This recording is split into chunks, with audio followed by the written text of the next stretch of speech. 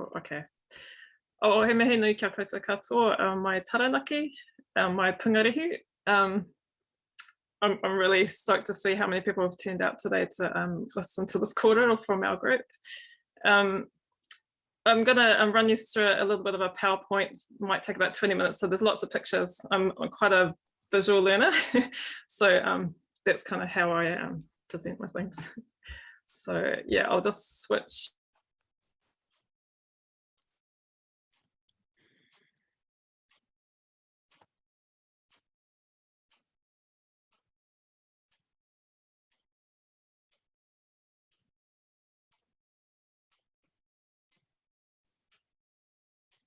I think we've lost Emily temporarily.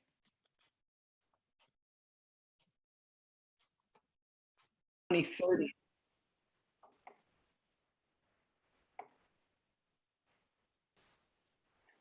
we got an Emily back?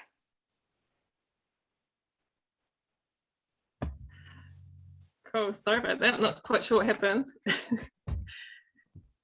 Shall I keep going? I'll start again, eh? Yeah, great. Please start again, Em.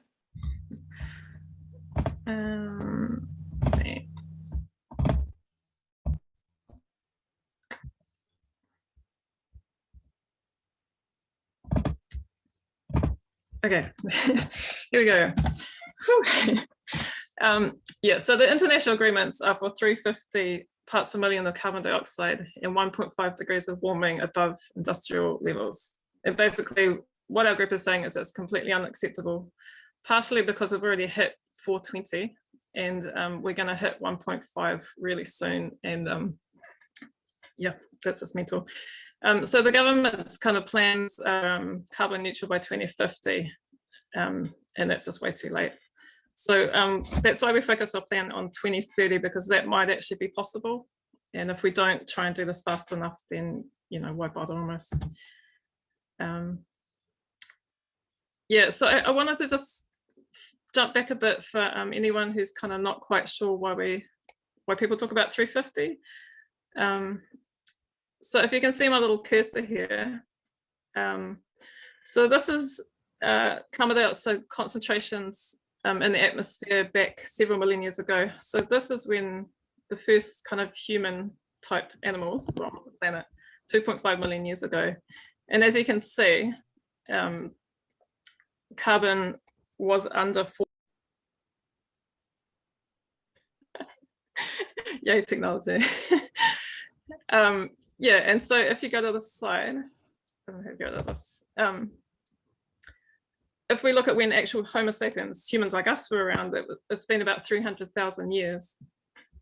Just gonna move this thing out of the way. And again, you can see that for most of that time, humans lived under 300 parts per million. And it's only really in this little bit here where we're shooting up to 400 parts per million. So basically what we're saying is that Homo sapiens, people like us, haven't experienced living at that temperature, at that kind of condition on this planet. Yeah, so really, you know, there's a lot of solutions, but actually if we don't get the problem right, if we don't actually understand what the problem is, then we're never going to get the right solution. As people say, you know, we have all these cliffs that we're trying to stand at the bottom and fix the problem like we do with zero waste. But if we just create another cliff rather than actually getting rid of the cliff, then you know, what are we doing? Yeah, so a lot of us will have seen this already. So this is the greenhouse gas emissions from Aotearoa. As we all know, agriculture makes up about half of that. The other half is coming from energy production, waste, industrial processes, with about a quarter of all of that being transport. So with our report, we kind of focused on energy and agriculture. And then I guess the solution around, well, the major solution around reforestation. So if we look back at forestation or forest cover in Aotearoa, so again, like we have to know kind of where we've come from and where we are now to look at what we need. So what this graph shows is, so the black here is all forest. And then we've got kind of scrubland, tussocks and alpine areas. So when Māori kind of arrived, when there was an expansion of the Māori people, we lost maybe 20% of forest cover, and that was kind of shifted towards tussock lands. Yeah, but what you'll see, so that took about 200 years. What you'll see is that for the next, like, what is that, 400 years, the Māori economy kind of stabilized in a situation where we had enough forests and we had enough tussock land for hunting and gardening and things. And that was, I guess you could call that sustainable for the people then. And so then the Europeans arrived. And so quickly within like 100 years or so, we took another 20, 30% of forest, maybe 40%. And again, that was for mostly exotic grassland. So for agriculture, and then for towns have increased down here. Again, if we look at energy, the consumption of energy, so back here in the 1920s, this graph only covers 70 years. We're mostly using coal, firewood, and a little bit of imported petroleum products. And you'll see, like, once after World War II, we start massively importing fossil fuels. And then after the 1950s, we start producing our own fossil fuels, especially here in Taranaki. This big bit here is gas and oil from Taranaki. Yeah, and then renewable energy, hydro, geothermal kind of came in a little bit later, but not on the same level. So this graph again is around emissions. So the blue is what we've just kind of looked at around fossil fuel emissions.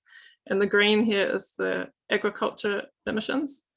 So you'll see sort of from the industrial period, sheep, there's been a lot of sheep increasing here. And then cattle have kind of come in. And then around sort of the 1980s, we've shifted from sheep to focusing more on dairy. And why am I talking about all this? So really, like, when you're talking about agriculture in Aotearoa, you're talking about colonization and exporting of resources overseas. And one of the crazy things about this is we're extracting all the stuff out of the whenua, chopping down the trees, growing grass and stuff. But so if you look at this slide, the example for forestry is that so we're exporting to China, Australia, Japan, South Korea, India, the US, all these countries here. But at the same time, we're importing from China, Canada, Indonesia, Australia, Chile. So we're importing and exporting to the same countries. And so taking dairy, meat, and seafood as an example, we're exporting like 80 to 95% of our products overseas. So we're feeding, like, 10 times our population by extracting from our whenua and from our oceans. Okay, this is so just jumping back. So the government's kind of solution, the agreement with the UN is, forgive me for jumping around a bit here. I'll bring it all back together again later. Yeah, so the government talks about reducing our emissions, which is great.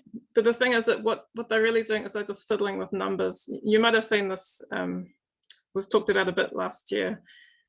And I just wanted to remind people of this and kind of explain it if people haven't got their heads around it. So basically, this is our target, this red bit here. What is it, 60 million tons of CO2 equivalents by 2030. But what they did is they, rather than bringing this number down, the gross number down, or the net number down, they compared this number with this number. That makes sense. So you'll see, like, the gross emissions will go down a little bit, but the net emissions, which is the actual number we're talking about as a result, the net emissions have actually gone up. And so they're actually not reducing emissions, they're increasing emissions. So it's their plan doesn't work, and we really can't rely on the government's plans to get us out of this mess. Yeah, so our kind of thinking is that the people need to drive this. And why we say 2030, because if we're up here at around 400 parts per million, and we're trying to get down to 0, by 2030, 2050, we're going to go fast. So we need to have massive change now. And so this is what, so I used to work for Parakore for a few years, and I loved how in the zero waste kind of space, people talked about shifting from linear economies to circular economies. And I really like this graph that came out of the States.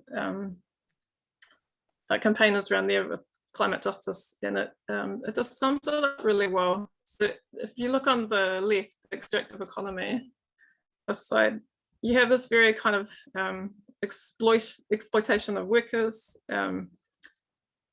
focusing on wealth and power as, you know, your point in life, the use of military violence to control countries and people, and of course the sort of dig, burn, dump kind of way that we use resources, and very much a worldview on consuming and taking and using and get more and more and more. Whereas if you shift to the regenerative economy, it's more around cooperative work systems, ecological and social well-being, as opposed to just getting money and power. And again, governance being bottom up or, you know, horizontal. And again, with the resources, you give back what you take, or preferably you give back more than what you take. And the worldview being around the world being a sacred tapu, well, you know, a thing we should value that has mana, rather than we just take from it what we want. Yeah, and so really to get there, we really need to shift from a top-down power system to a bottom-up system,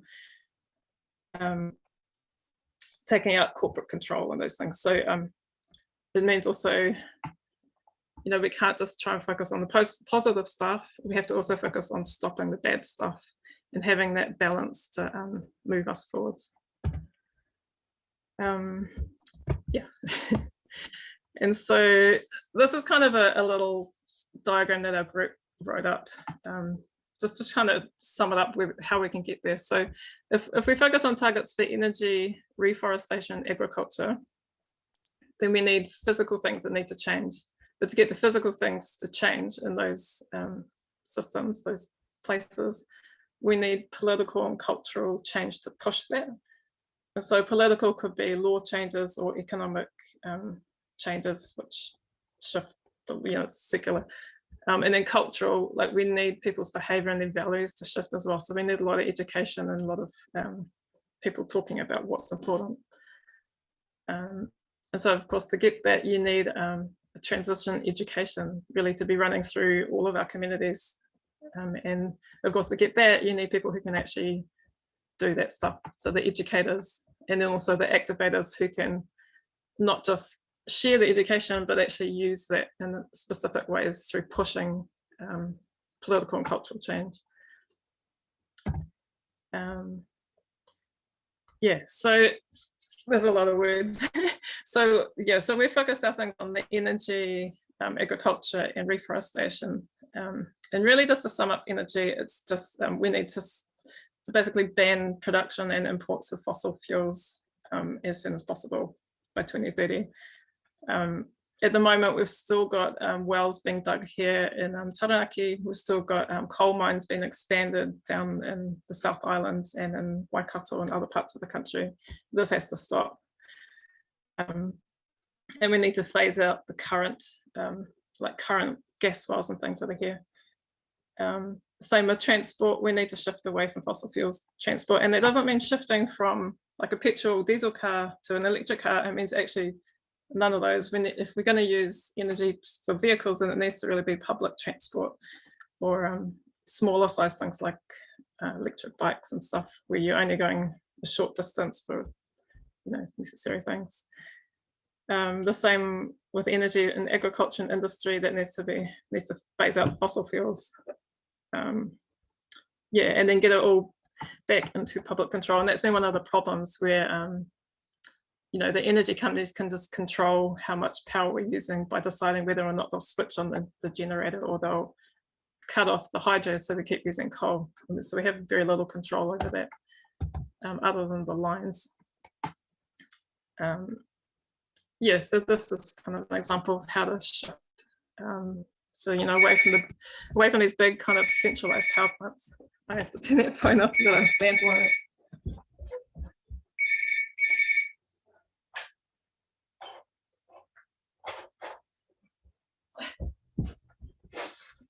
it. Sorry about that. Yeah, so it's really about decentralizing. So having lots of different power generating systems within communities so that it's more publicly owned, ideally all publicly owned. And you're not shifting power from, you know, one side of the country to the other side when you're losing a whole lot of it in transition. And of course, when more people own the power, then we can control the prices, so it becomes more affordable. And instead of, you know, prioritizing power for things like Rio Tinto making aluminium cans, we're using it for people who just need to cook dinner. Yeah, so these are just some slides of, you know, different types of really low fossil fuel vehicles. So I really like these on the side, pedal powered buses with, you know, pedal powered cars with solar panels. You can get these, not in New Zealand yet, but, you know, we've got engineers here who could be making these by the dozen. And then, you know, just simple things like scooters, electric trams. Yeah, so reforestation. We talk about 1 billion trees, but really, you know, we need way, way more than that. We need to be, one, stopping exporting all this forestry product overseas and stopping importing, and just really grow what we need for domestic consumption. And yeah, you know, we go looking back to what kind of forest cover there was when Māori had sort of hit that sustainable economy. We need to be looking more at that. So, you know, what was it, about 70% of the country covered in, or 60%, sorry, covered in forest, wetland, tussock land. Yeah, compared to now, I think we're on about 40%. Yeah, and the ETS needs to be majorly reformed. It's just really not working. The price is too low. If we can, you know, just buy cheap carbon credits from overseas, from countries that don't have any social or environmental controls, then, you know, what are we doing? We're just shifting our waste overseas. And at the moment, we have millions of carbon credits that haven't been used up.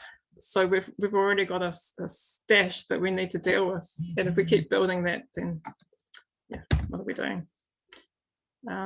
Yeah, so it's really about revaluing for us. It's not this product that's, you know, extracted and sold, but it has a value for, you know, beauty, biodiversity, creating oxygen, cleaning the air, and just because it has its own mana, and we need to respect it.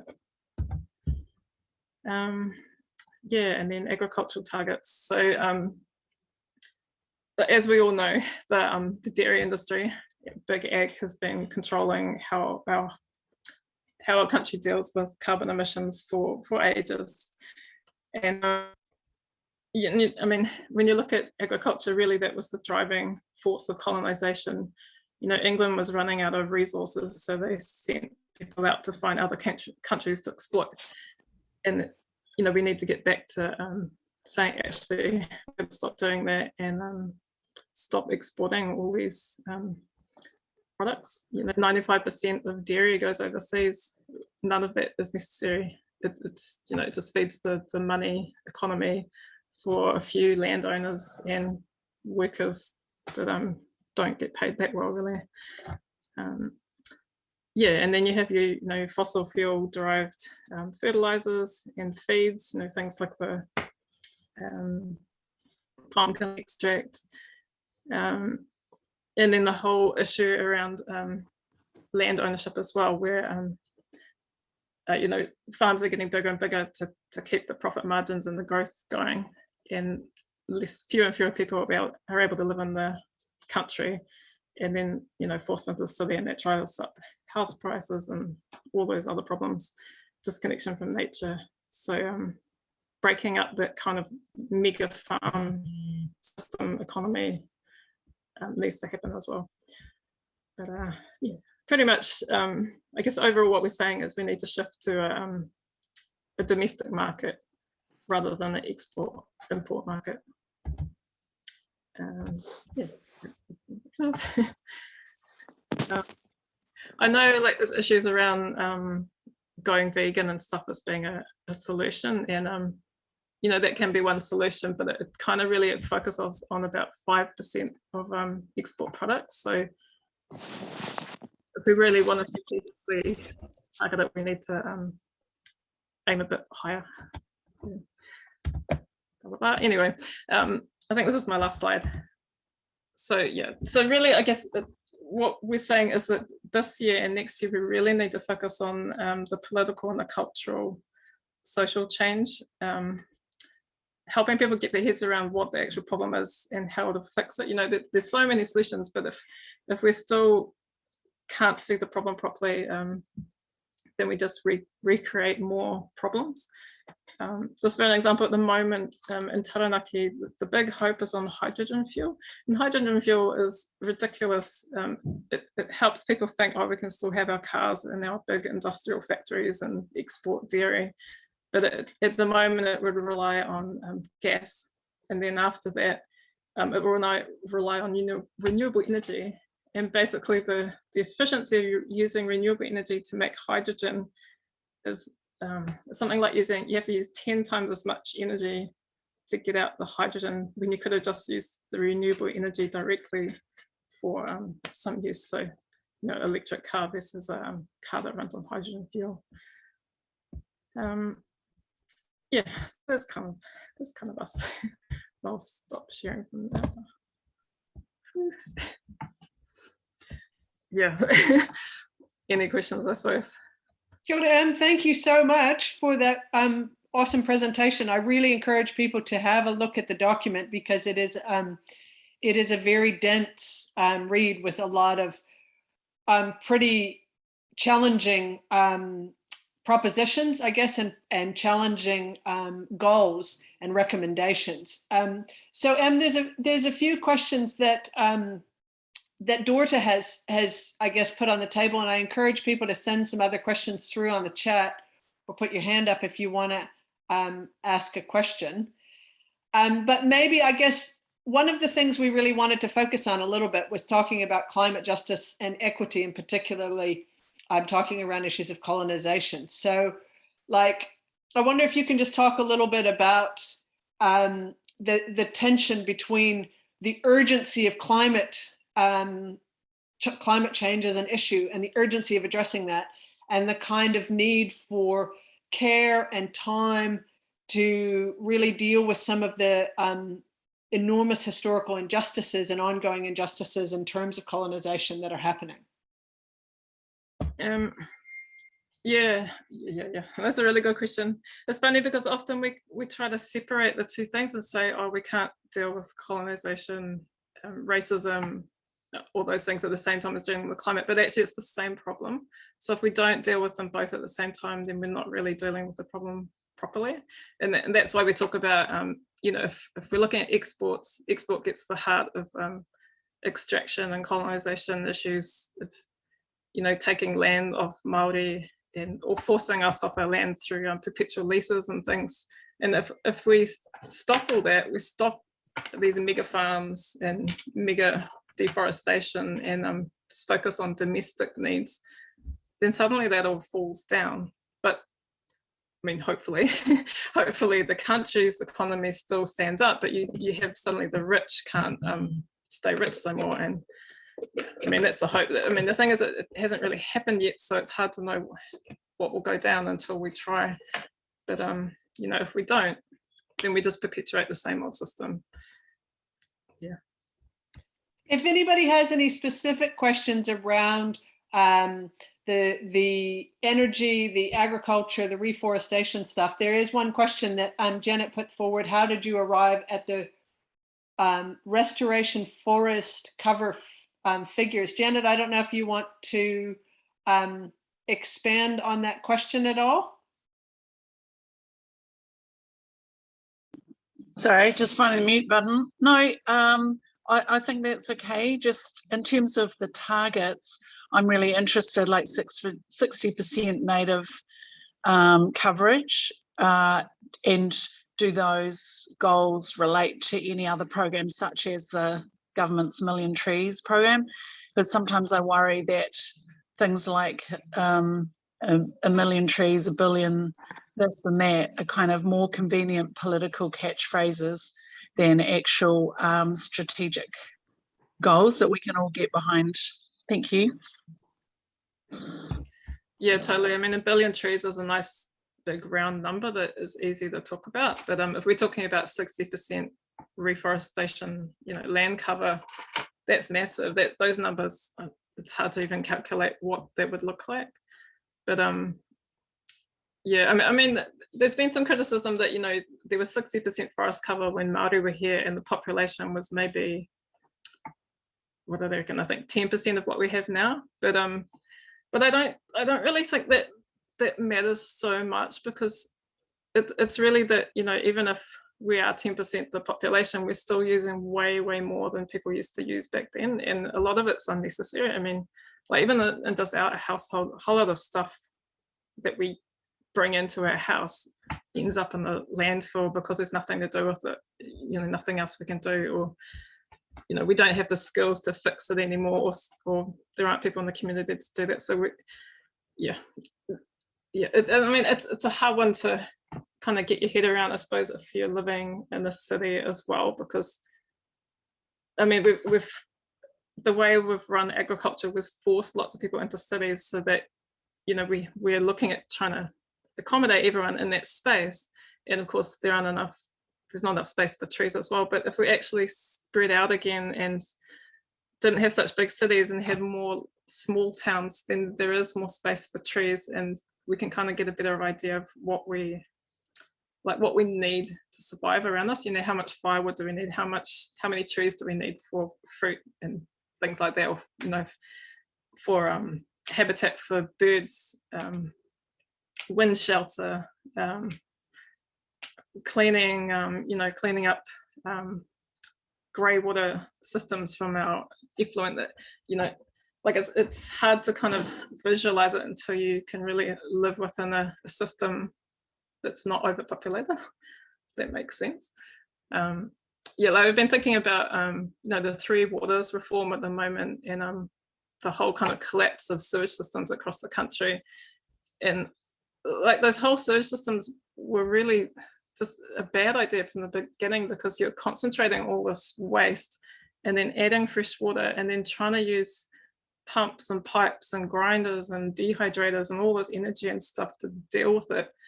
But if you actually hadn't concentrated all those people and added that water and all the infrastructure in the first place, then you wouldn't have that problem. When we were still, smaller communities with long drops out the back, that was a really very simple, easy system that didn't require any real energy or infrastructure, and the waste got dealt with really quickly and naturally. But kind of just an example. Kia ora. Thanks, Sam. I want to turn over to Scott, who's got a question. I've got his hand up. So Scott, if you want to ask away. Yeah, thanks, Emily. And I'm really with you on the long drop. I value my composting toilet, and I get stuck in with the wheelbarrow every so often. And I'm also really with you on the energy sovereignty, food sovereignty message. I think these are really important. From a community perspective, it's a really big ask to call on our sector and this sector to make all of that change. So hats off. I've really valued the Climate Justice Taranaki work on the green hydrogen green paper, by the way. So I'm thinking about how do we, whether we like it or not, we have government agencies with individuals who are already on the journey, who want to make things happen. We have at least one party, and probably two, who want to build coalitions with civil society. So I guess my question is, how can we be more effective, and how can we build those positive bridges with government to hasten the change, to build more urgency in the transitions we need? There are some good signs out of government, but they're not always complete. And yes, I agree, we've got so much skill and knowledge and experience at the flax roots, but how are we afraid to reach out, or can we do that better? Yeah, that's a really, really good question. Yeah, I mean, I struggle with that a lot sometimes. Yeah, I think really, you know, we need to be looking at succession plans, I guess. You know, often in Aotearoa, there's a few little protest group, you know, campaign groups that are quite small. And, you know, if we're not constantly bringing in new people and bringing in younger people and training them and educating them, then, you know, one after the other, the group falls over and another small group rises up. So, I mean, that's one thing, is actually trying to make our groups last and make them stronger. And I guess the other thing is, like, yeah, I know the government's there and the government can do good things. You know, it's better than being stuck in a dictatorship or something. But and I suppose it's about speaking truth to power all the time and really just reminding them all the time. And I guess creating spaces where we have resource and support for people to do that. You know, it's kind of, how do you explain it? Like, you know, like with groups like Greenpeace, you know, they have, I don't know, not very many jobs, and there's a whole bunch of people to support them, but we need to be doing that on a bigger scale. And it doesn't have to be necessarily that people have a full-time job, but that just that people are able to still cover their necessary bills and those kind of things while still doing this necessary work. Because, you know, there's no way we can compete with big corporations who have millions of dollars behind them and millions of, you know, dollars for lawyers to back them up. So I guess it's about community, supporting community, but as a long-term plan, because if we don't, then, you know, how else are we going to win this? It's a hard question to answer. Kia ora, thanks, Em. Yeah, I think you raise a very critical point, and that's something that the Zero Waste Network, I think, is encountering in some of the work that we're involved in, is that there are a lot of good people inside of government who are interested in making change, but it is very, very difficult to get what we see, I guess, as the kind of real step change, the real transition away from actually business as usual to something really quite different. And that, how do we get that fundamental shift? How do we get over this point? And that is the question that we sit with in these organizations. And I guess a question that, again, that Dorta has, Gareth, I see you've got your hand up. But one of the key things, Em, you've identified is education and educators. And I wonder if you can talk a little bit about how networks like Zero Waste and Community Energy Network and Environment Hubs can, I guess, work in their communities around climate action and take effective climate action in the communities that they're in. Yeah, it's a big question. I know, like, when I worked with Parakore, you know, it could have been, you know, it was hard doing the education, especially in, you know, like Kura Kaupapa and places like that, where, you know, people are really just concentrating on trying to get the food on the table. So I guess it's around maybe targeting education to those that can empathize and can understand the problem and what's needed and have the ability to do something, perhaps. I don't know. I mean, you know, like, I want to help the people who are on the front line of being affected from climate change and, you know, all these other issues. But if they don't have the capacity to do much, then it's quite hard. And I don't want to be in this kind of charity situation where we're sort of, you know, handing out food kind of things.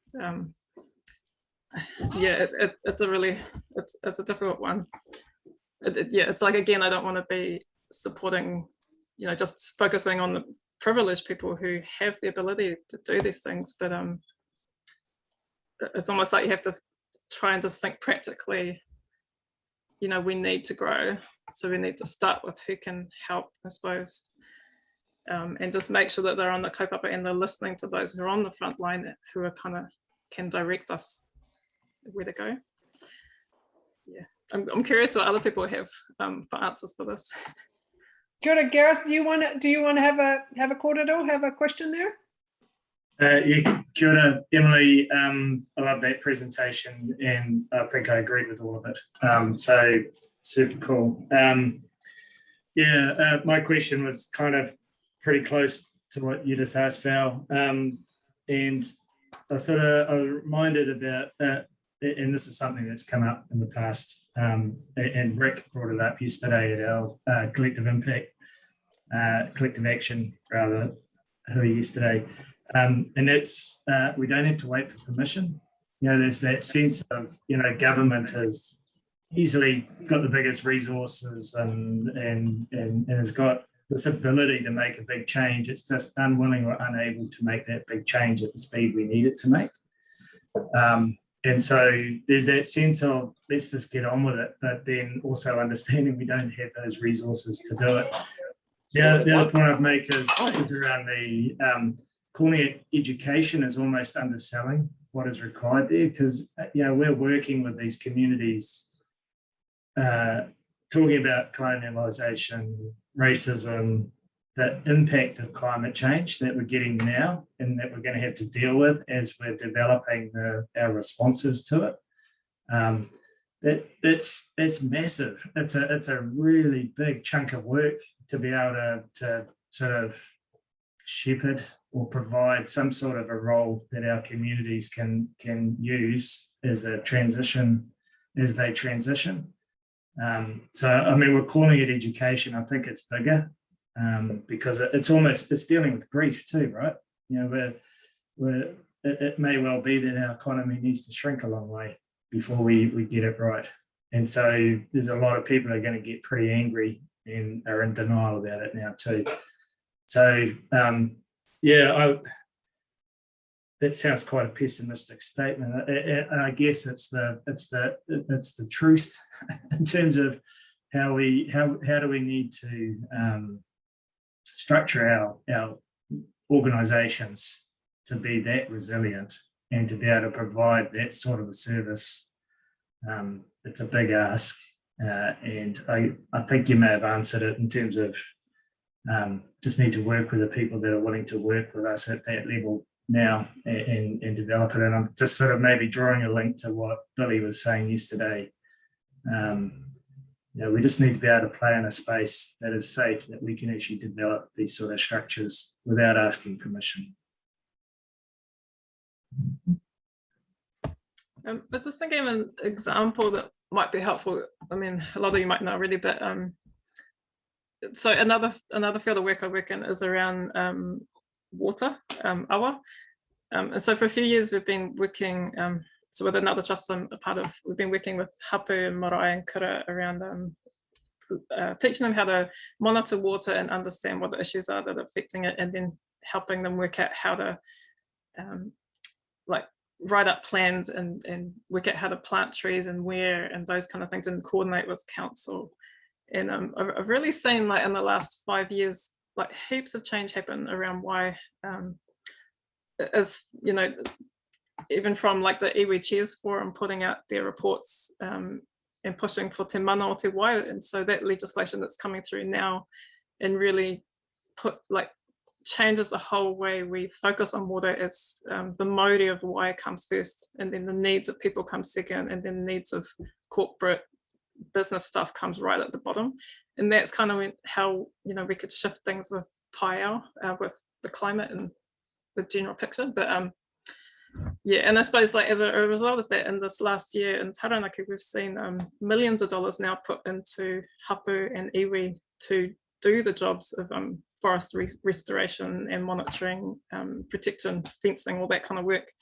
And so just in that short space of time, being able to sort of focus on what needs to be done on one issue, we've got a lot of change that has come through people who, I guess, have the privilege to help push that change, but then the rewards have come to the people who are on the front line,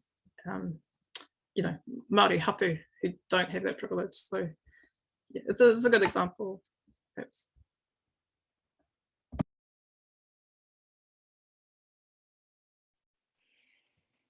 Kia ora, thank you, Emily. I see there.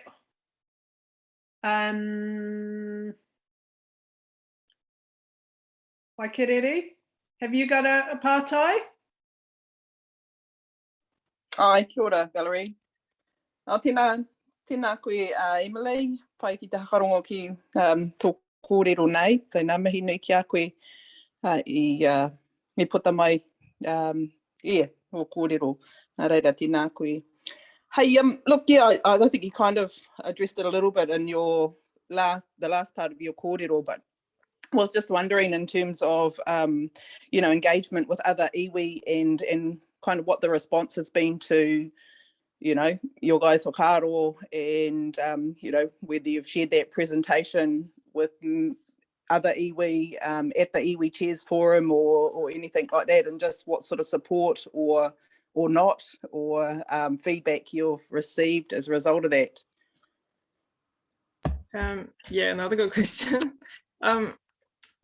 Yeah, I don't know what my excuse is, but we haven't really taken it to iwi much yet. We first did our presentation to like I guess you call it like the academic kind of world of Māoridom in Taranaki, and it got quite good reception there, but it's sort of, we didn't really get much feedback. We gained one person in Climate Justice Taranaki, so we now have 2 Māori in our group, which is pretty exciting, but kind of funny. But yeah, I guess it just feels like here in Taranaki, at least, like our iwi are still very much on the beginning of that settlement post-governance issue journey, sorry. And so they're still going through the job of employing staff to manage the office, and then now there's a lot of focus on the planting and monitoring, but the bigger issue of climate and energy and agriculture hasn't really made it onto the table yet. And yeah, I kind of think, yeah, maybe it's not up for iwi to have to deal with it right now. That needs, Okay. Yeah, I don't know. Yeah, I'm curious what your thoughts are. Yeah, no, I'm just really curious in terms of, what's happening here in Te Raroa space in the far north, but just in terms of, seeing what reception you'd got with what the messages you're putting out there. Okay, ka pai. Yeah. I mean, I think it really should be up on the list with like the iwi chairs across the country, but I don't see it really being prioritised like it should be, unfortunately. I mean, I'm not sure. Yeah, they've got a climate change committee, I believe, in iwi chairs forum that Mike Smith is chairing. But yeah. Anyway, rather than hogging this, I'll maybe kōrero to you further personally. Kia ora.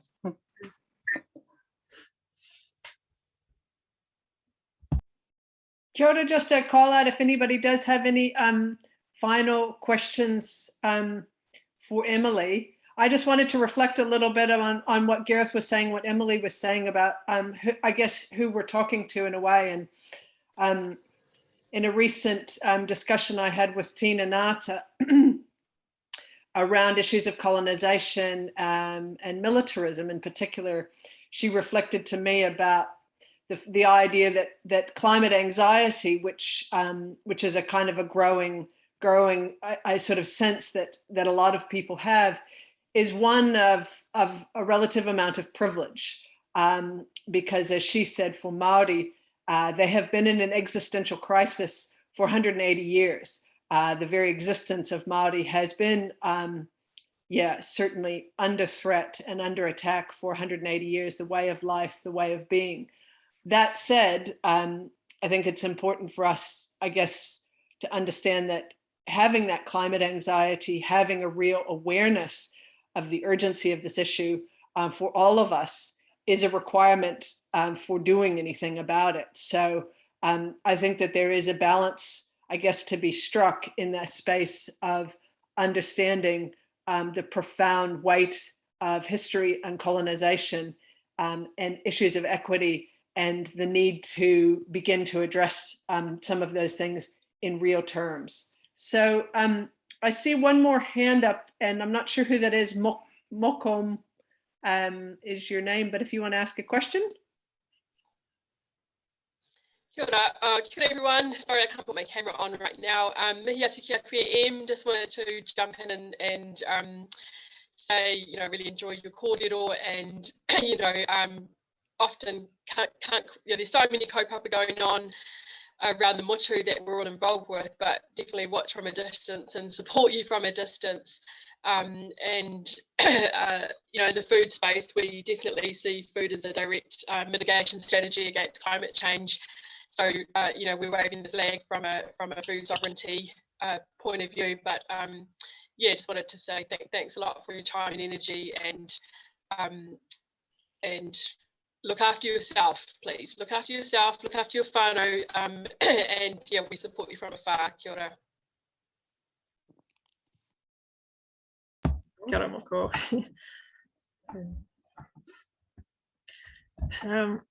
I was thinking maybe something to finish with if there's not any more questions. Are there any more questions? I suppose like one thing with parakore, when I worked in the waste space, is that it felt a lot like we were at the bottom of the cliff trying to clean up the mess, you know. I'm sure a lot of you feel this way.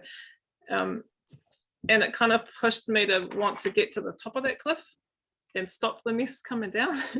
So yeah, I guess there's a lot of, it still seems like there's some hesitancy in, you know, in Aotearoa to being like that kind of front line of trying to stop the bad and not just trying to work on the good.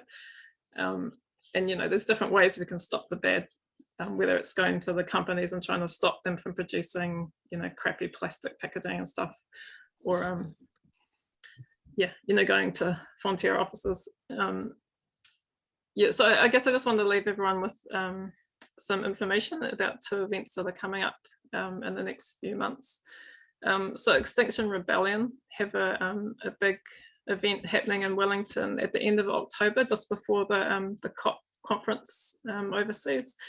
So this will be, I think it's from the 25th to the 29th of October, and they'll be doing some protest action down in Wellington around climate change. And again, up here in Taranaki, we've got another action event at the beginning of November, so during the COP conference. And we've kind of lined this up with the Invasion Day of Pariaka to link what's happening with climate change with colonisation. And so we'll be targeting industrial dairy here, in oil and gas, fertilizer, because we've got it all here, and also the new FOSS solutions around hydrogen energy being our big get out of jail ticket. Yeah, so the event here in Taranaki, it's going from the 4th to the 7th of November, and will be based at Aotearoa Marae, down sort of near Hawara. So if anyone's interested, we'll be putting information about that. Oh, actually, one more thing, we've got a petition that's going between a whole lot of climate groups in Aotearoa, calling for a ban on expansion and extraction of oil, coal and gas in Aotearoa by, what was it, 2022. So I'll post that link at some point as well. Yeah. Kia ora, Emily, thank you so much for your time, and thank you all of you for being with us today. Really appreciate the depth of the kōrero and the thinking there. Again, just really encourage everybody to engage with the document that these guys have spent so much time putting together, to think about how you might translate that into your own work and into your own community. So yeah, thanks again to everybody. I'm just going to close with a karakia. Yeah, and we'll see you all again soon. We're having another session on tomorrow at lunchtime, so please feel free to join us for that as well. Ka whakairia te kōrero ki te tāhu o tō tātou whare. Ki tīkina anō, he tona wā, he tona wahi, haumi e hui e, tā ki e. Kia ora.